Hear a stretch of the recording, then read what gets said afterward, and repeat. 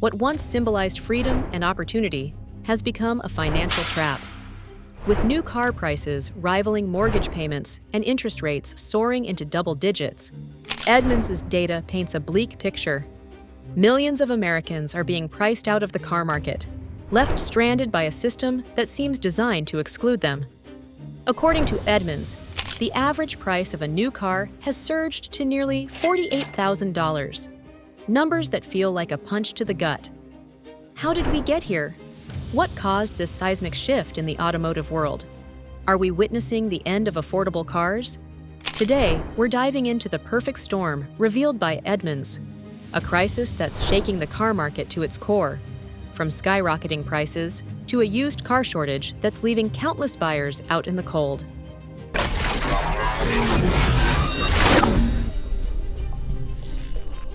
The affordability crisis, a perfect storm. Let's start with the facts. Since 2019, the average price of a new car has risen nearly 30%, now hovering around $48,000.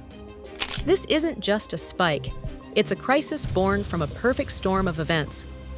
COVID-19 disrupted supply chains globally, leaving manufacturers scrambling. Inflation surged, driving up production costs. Consumer demand skyrocketed as people returned to normalcy post-pandemic. These factors created a ripple effect that's fundamentally reshaped car ownership in America. I went to Edmunds.com. I was able to sift through all sorts of new cars and figure out the things that we needed, like really good gas mileage, a low purchase price. Today, 73% of Americans feel that buying a car is financially out of reach. And for those who manage to secure a vehicle, the financial burden is staggering. 15% of new car buyers are saddled with monthly payments exceeding $1,000. This isn't just a story about rising costs.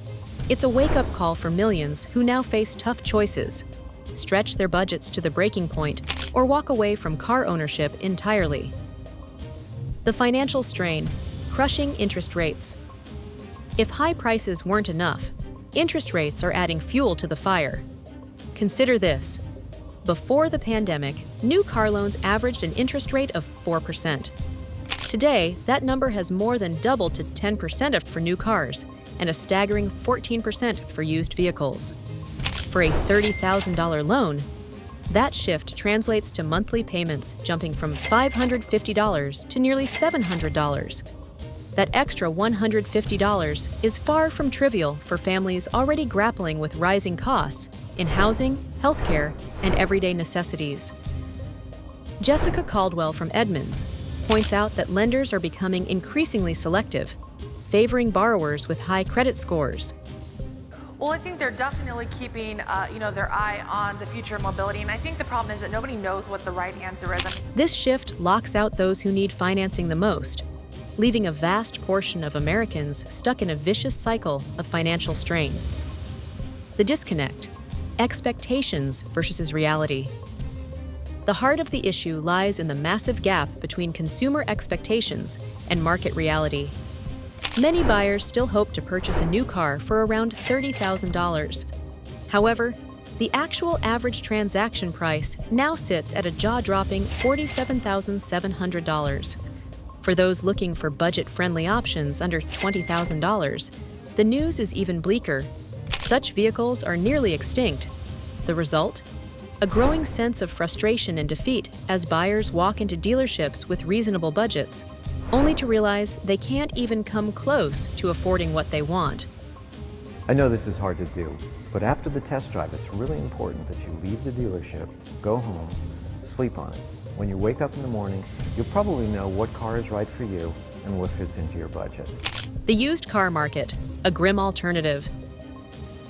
If you're thinking, "I'll just buy used," think again. The used car market offers little relief. The average transaction price for a used car is now nearly $27,000.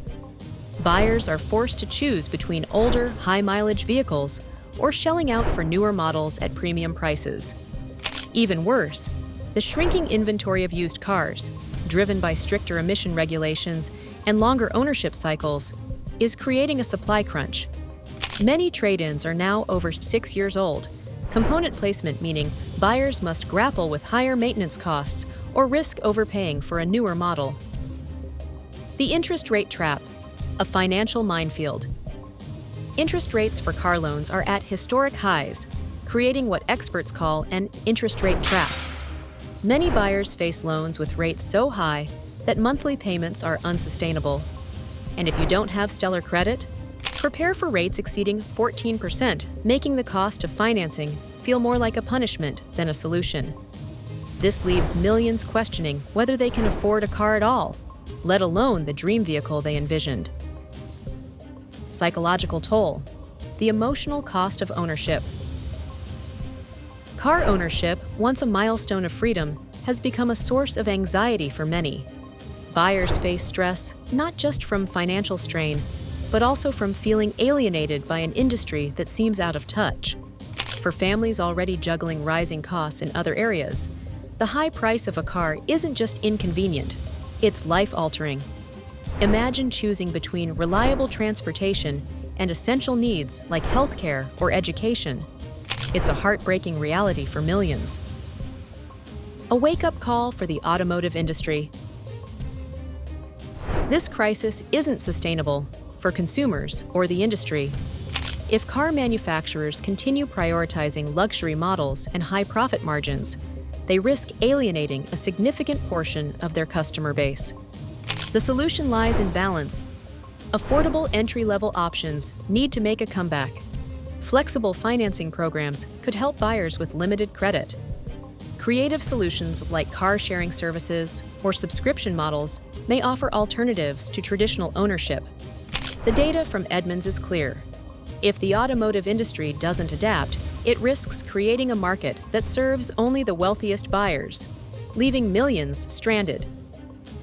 Really need to have a global approach to what I see as fuel efficiency, economies of scale around the technology for fuel efficiency and CO2. So, where do we go from here?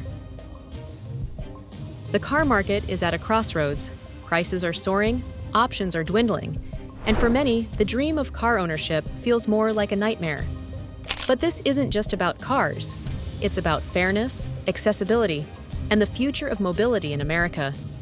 Will the industry rise to meet the challenge, or will it continue down a path that leaves millions behind? Only time will tell. Let us know your thoughts in the comments below.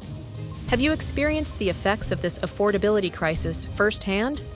What do you think needs to change? If you found this deep dive into the car market insightful, make sure to like, subscribe, and hit the notification bell for more stories that matter. Together, we can spark the conversations needed to drive real change. Thanks for watching, and we'll see you in the next one.